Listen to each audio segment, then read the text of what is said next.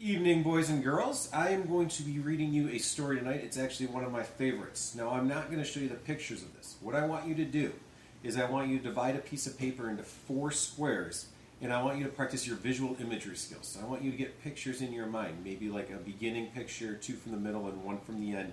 Draw what you see in your mind when you're getting this, so I can see those nice visual images that you might get. Also, as I'm reading this, the big question I really want you to think of, I want you to be able to identify the plot and the theme of this book and tell me what's different. How is the plot and the theme different in this, and what do you think is the plot and the theme?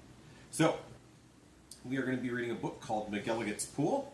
It is by Dr. Seuss. It is not a movie, so you shouldn't have the visual imagery yet. It's not one of his more well-known books, so hopefully you haven't seen this before. These are my daughters Samantha, Evelyn, and Amelia. They wanted to listen to a bedtime story.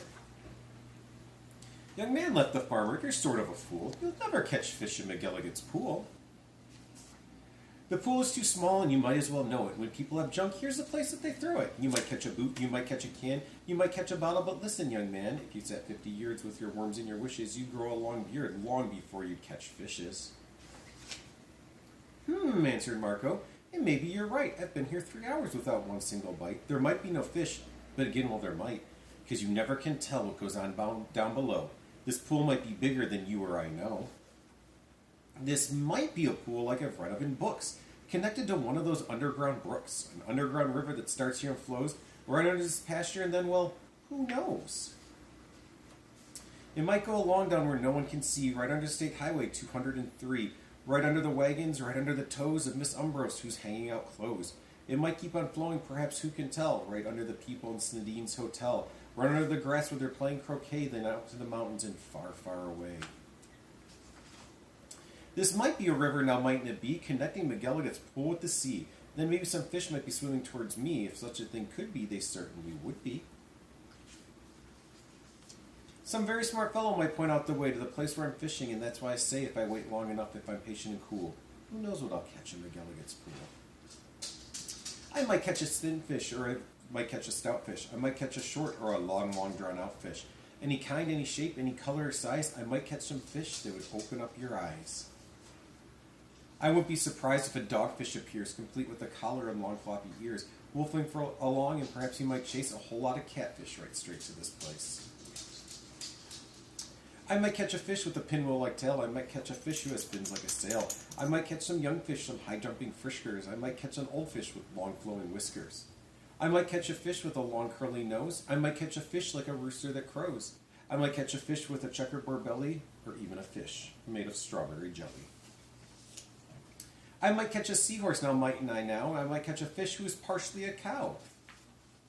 Some fish from the tropics, all sunburned and hot, might decide to swim up. Well, they might they not? Racing up north for a chance to get cool, full steam ahead for McElligot's pool.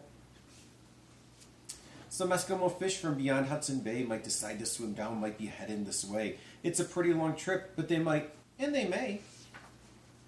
I might catch an eel, well, I might, it depends. A long twisting eel with a lot of strange bends, and oddly enough, with a head on both ends. One doesn't catch this kind of fish as a rule, but the chances are fine in McElligot's pool. I might catch a fish with a terrible grouch, or an Australian fish with a kangaroo's pouch. Who wants to catch small ones like mackerel or trout? Say, I'll catch a sawfish with such a long snout that he needs an assistant to help him about. If I wait long enough, if I'm patient and cool, who knows what I'll catch in McElligot's pool. Some roughneck old lobster, all gristle and muscle, might grab at my bait, then would I have a tussle. To land one so tough might take 2 or 3 hours, but the next might be easy. The kind that likes flowers. I might catch some sort of a fast-moving bloke who zips through the waves with an overarm stroke. I might and I may. That's really no joke. A fish even faster, a fish if you please, who slides down the sides of strange islands on skis. He might ski on over, might pay me a visit. That's not impossible, really. Now, is it? Some circus fish from an acrobatic school, might stage a big show in McElligot's pool. Or I might catch a fish from a stranger place yet, from the world's highest river in far off Tibet, where the falls are so steep that it's dangerous to ride them. So the fish put on chutes, and they float down beside them.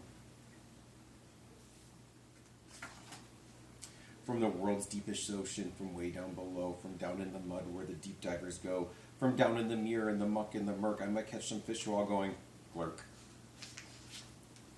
Whales. I'll catch whales. Yes, a whole herd of whales. I'll spout in their spouts. I'll thrashing their tails. I'll catch 50 whales, then I'll stop for the day because there's nothing that's bigger than whales, so they stay. Still, of course, it might be that there is something bigger, some sort of a kind of a thingamajigger. A fish so big, if you know what I mean, that he makes a whole whale look like a tiny sardine. Oh, the sea is so full of a number of fish. If a fellow is patient, he might get his wish. And that's why I think that I'm not such a fool when I sit here and fish in McGilligan's pool.